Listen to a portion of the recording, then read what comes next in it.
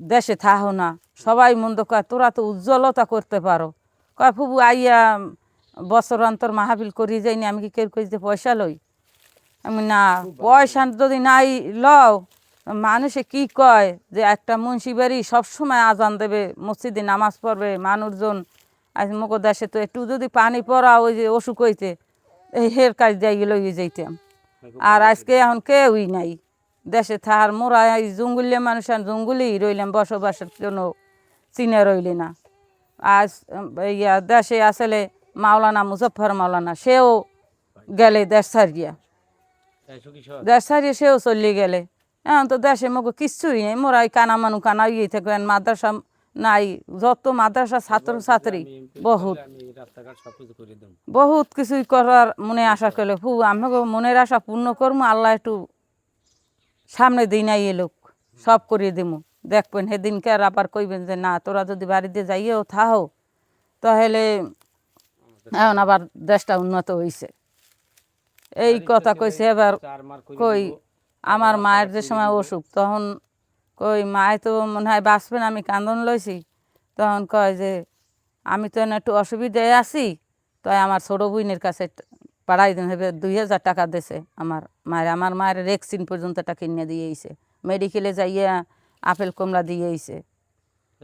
এদিন এই এর মধ্যে আইসে ঢাকা যাবার আগে একবার, সেদিনকে আরও 1000 টাকা দিয়ে গেছে হের ছোটো বইনে। এটা পাড়াই দিয়েছে, বার্থডে ফোন করছে যে বুয়া তো অসুস্থ, তা বুয়ারে কিছু টাকা দিলে ওষুধ খাইতে পারবে। আজকে হে সব সময় মায় কান্দে এর জন্য। আর আজকে হের একটা বাইর পোলা আসলে হেও দিতে, হেও মারা গেছে অ্যাক্সিডেন্ট হয়ে। তার মতন লোক হয় না ভাইয়া, দুর্নীতি আর কেউ। তার ইচ্ছা ছিল হে মনে করছে, চিন্তা করছে যে যদি হে বাঁচতে থাকে তাই বুবু আমেরে কিছু টাকা পয়সা দেবো। আমি আমাকে বাড়ি যদি একটা দেন, পাহের আদার মানুষ পাই নাই, পাহের আদার মানুষ পাইলে আমরা গড়টা উড়াই দিব। কিন্তু কেউ এই ভয়তে এই জায়গা কেউ থাকতে চায় না। জঙ্গল হ্যাঁ ছাড়াও অনেক পোলাপানের এই জায়গা আড্ডা, মানুষ নাই, দূর দূর থেকে আড্ডা পোলাপানের এই জায়গা। ওনারা এখান থেকে চলে গেলেন কেন?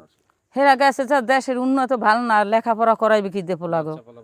হে চাকরি করে মাদ্রাসা আই যে করতে টুক পানি। আমাকে যখন বন্যা হয় তখন আমাকে দেশে চলার মতো কোনো কায়দা নাই। আমাকে দেশটাই হইলে এককালে খুব মসজিদ এবং গুরুস্থানটা কাদের জায়গায়? হের বাপ দাদার নিজের জায়গায়। হ্যাঁ হে নিজের জায়গা। হেও তো মারা গেছে ঢাকা বইয়া ইতে বইয়া। হে হেন দিয়া লাশ এই হেন আনছে, নসিরি মারি দেনা। হের ইচ্ছাই এই দেশের বাড়ি মারিলে মসজিদ করছে। এই যে মসজিদ এটা না, হ্যাঁ এখানে জুম্মা হয় না, পাঁচজাঙ্গানা নামাজ। শেষ ইচ্ছা ছিল তার হের গ্রামের বাড়িতেই মারি লইবে, হের বাপ দাদার সম্পত্তিতে পুরকুত। হ্যাঁ বাবার কবরের পাশে হারি খেলি বাড়ি, কুলকাটি নুয়া নামা গোটা কুলকাটি। হুম। আর সেই স্বপ্নটা আসলে না, বহুত কষ্ট। ও হ্যাপার আবার একটু তার ছেলে হইছে কোরবানির সময় শুনছি, সেই সময় বলছে খুব পোলাল লইয়া দেশে পাঠামো না, দেখতে তো পারেন না, সামনে যদি বাঁচিয়ে থাকি তো দেশে আমো, মানুষের মতো মানুষ হই আমো। মানুষের মতো মানুষ হইয়া আবি হয়তো সেদিনকে নাও দেখা দিতে পারে, মোরাও মরে দিতে পারি মনে হয় পারো।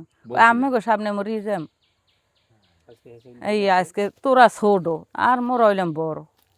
আজকে গেছে পরানটা যে কেমন যখন শুনছি যে কলজেটা বুঝে যেন নাই সাথে, খুব খারাপ লাগে। খুব খারাপ হয়নি, খারাপ লাগে না। আমার সাথে তো কোনোদিন বেদবি করে নাই, একটুক ছিল আমাকে সামনে। আর আজকে হে এত বড় হয়েছে, এমপি ইলেকশন করে এত জানিও নাই, গুলি দেওয়ার পর না শুনছি তারে। অ্যাকচুয়ালি আপনার কেমন চাচি হয়? আপনি একদম কাছের বোধ হয়। হ্যাঁ আমাকে ভাইয়ের ছেলে, ভাইয়ের ছেলে, ভাইয়ের ছেলে। আপনি তো লাইলা পাইলা অনেক বড় কথা তারে। হ্যাঁ এই যে একদিন ধান বেচছে, এই ইতিহাসের কথা, ধান বেচছে, ওর মায় কি একটা গালি দিয়েছে, এর বাপে সেদিনকার থেকে রাগ হইয়া লইয়ে গেছে, নিয়ে কাশা হুজুরের বাড়ি ভর্তি করছে জালকাঠি। মার গালি কেয়ামত পর্যন্ত লাগে, আজ তুমি কি করলা। এবার নিজে উজু করিয়াই আল্লাহর কাছে মাপ চাইছে। অনেক কষ্ট করছে, করিয়ে লেখাপড়া করেছে, এল্লা মানুষ কাজ করছে, 6টা ভাই বোন। ওনার বাবাও তো মাওলানা ছিলেন। হ্যাঁ, হে ইমামতি করতেন আর এ তো মাদ্রাস চাকরি করতেন, প্রিন্সিপাল ছিলেন। এছাড়া ছিল। এখন এই চাকরি তো এর ছোট মেয়ে করে। ঠিক আছে, থ্যাংক ইউ খালাম্মা। আচ্ছা।